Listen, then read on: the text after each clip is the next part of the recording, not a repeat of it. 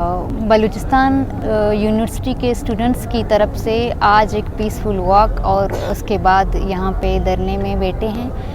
یہ ایک سال پہلے بلوچستان یونیورسٹی میں 2 اسٹوڈنٹ سہیل بلوچ اور فصیح بلوچ کو جبری طور پر گمشدہ کیا گیا.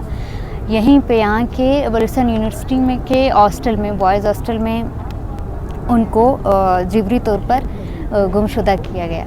تو ان کے لیے ہم نے ایک سال پہلے یہاں بلوچستان یونیورسٹی میں 32 دن تک دھرنا رکھا. ان کے لیے ان کی بازیابی کے لیے حکومتی نمائندے آئے, مذاکرات کی, کہا کہ آپ کے بندے بازیاب ہو جائیں گے, لیکن ایک سال گزر گیا ہے, ان کا کوئی اتا پتہ نہیں ہے.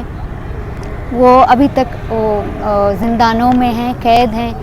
سہیل اور فصیح 2 اسٹوڈنٹس تھے, بلوچستان یونیورسٹی میں پڑھ رہے تھے, 2 ہونہار اسٹوڈنٹس تھے, بلوچستان کے مستقبل ہیں.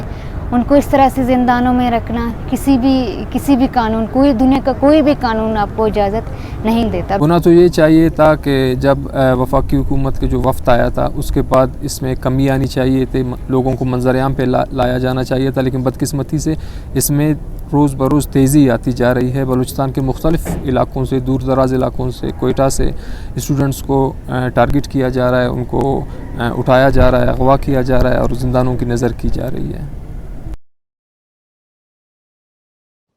مزید دلچسپ معلومات اور خبروں سے آگاہ ہونے کے لیے Gedrosia point Facebook page, Instagram, Twitter کو فالو اور یوٹیوب چینل کو سبسکرائب کریں.